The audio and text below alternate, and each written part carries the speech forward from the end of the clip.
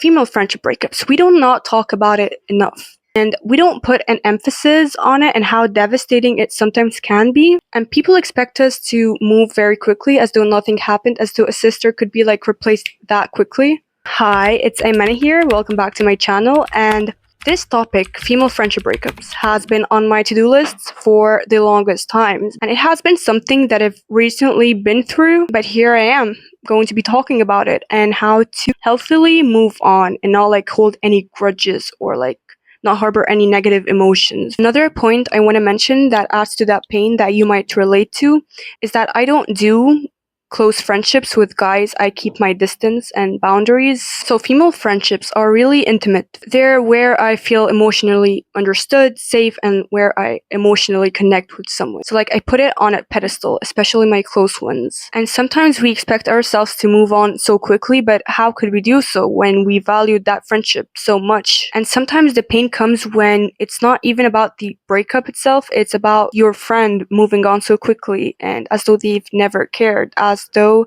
that friendship meant nothing to them. But here's the thing that I needed a reminder for is that when people distance themselves so suddenly, it's not a matter of they don't care. A lot of people cope by distancing themselves, shutting down, or by not processing what they feel. So I'll be assuming that one of two things happened here. You either fought together and you've ended on bad terms, or nothing dramatic happened, which is the harder one. The energy just shifted. You started to distance yourself, or you feel yourself slowly being pushed away, treated differently, and silence then taking over. And if it's the latter, you've probably thought that it could have been much easier to move on if there had been a fight, because at least an argument gives your brain a story. But when a friendship ends quietly, you slowly just distance yourself, or you find yourself being pushed away. There's no clear ending and there's no closure. So here's how to actually create closure for yourself, and this applies to all relationships. So first off, you have to come to terms it's not what you've hoped for, but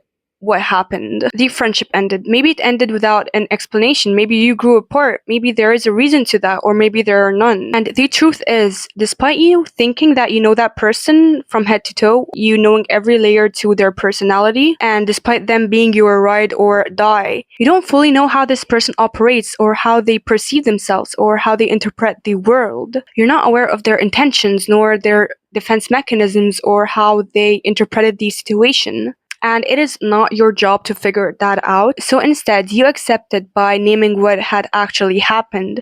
That is how you get closure. Closure starts when you stop trying to make sense of it and of what happened and just acknowledge that it ended. The friendship ended. And for whatever reason you think there might have been, you allow that to be enough. This isn't about labeling anyone as toxic. It applies whether the ending was quiet, mutual, or something you just grew out of. The point is acknowledging that it ended without needing every detail explained. Now we want to reclaim that power that this situation has over us and over our mental energy. So if you're someone who is still attached to that situation and what happened, and it takes you about 5 minutes to draft messages that you decide against sending it, or if you're someone that goes up to their mutuals and asks about any updates, I want to tell you that they have the upper hand in that situation. They decide whether you heal or not. They decide when you heal. See where that power is leaking? So we're going to stop all those actions that prove to us that we haven't still moved on or haven't yet healed, because closure is reclaiming that energy of yours and that attention. Now the last step to closure is you assigning meaning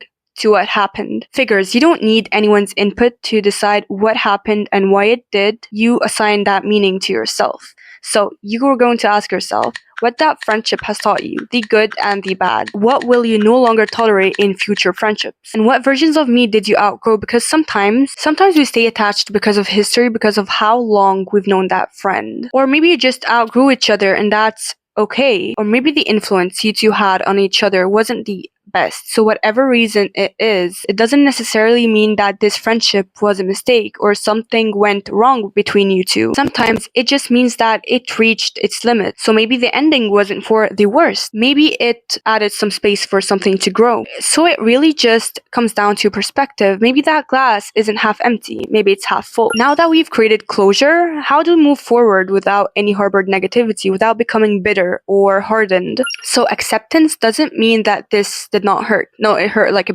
And letting go does not mean the friendship did not matter, nor your effort was wasted, nor all those memories you had was fake. And you don't need to villainize them or rewrite the past so you can move forward. You're allowed to miss them because at one point in your life, they were your Shayla. And creating closure for yourself and moving forward, it does not eliminate the sadness. Grief will come in waves, and missing someone does not necessarily mean that you should have them back or you should befriend them again, because you can miss someone and still know that you can go back. Now comes one of the most important part of that video, is that sometimes bad experiences or breakups, especially when you're young and still like developing, it could harden someone, and it could play a major part in reinforcing someone's negative core beliefs about themselves. This is so psychological, but like bear with me. So sometimes some people could have core beliefs that they're not even aware of, believing that they might be unlovable, that they are worthless, or that female friendships are too much drama and it's way easier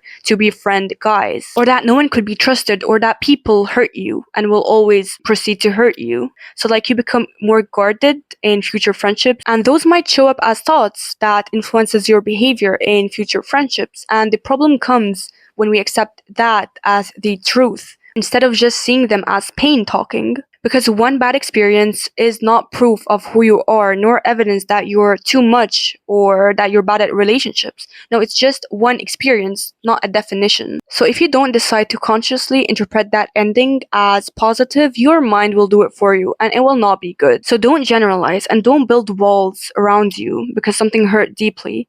Especially, do not let that impact your ability and your capacity to love deeply, because growth is learning how to release people in a healthy manner without it impacting any of your capacity to love or to form newer, healthier relationships. So those are the main talking points I wanted to discuss in that video. And if you're wondering whether a friendship in your life needs to end or not, then I think that deserves its own space in another video. And if you're going through a friendship breakup right now, I just want to tell you that it does get easy, not because it stops mattering, but because it gets stronger and clearer with time. Because I know how confusing and heavy it can feel in the moment, so I hope that video helped you or gave you a new perspective. And if it did, I'd really love to hear your thoughts in the comments about what has been the hardest part of letting go. For me, the hardest part was coming to terms with the idea that those memories we had was actually enjoyable and that I don't regret any single memory, because you get something out of every single experience, whether it was bad, whether it was good. There's a taught lesson in it. So tell me what has been the hardest part for you. I'd love to hear it in the comments down below. So make sure to give that video a thumbs up and subscribe, because more content like this is coming, and I'll see you in the next one.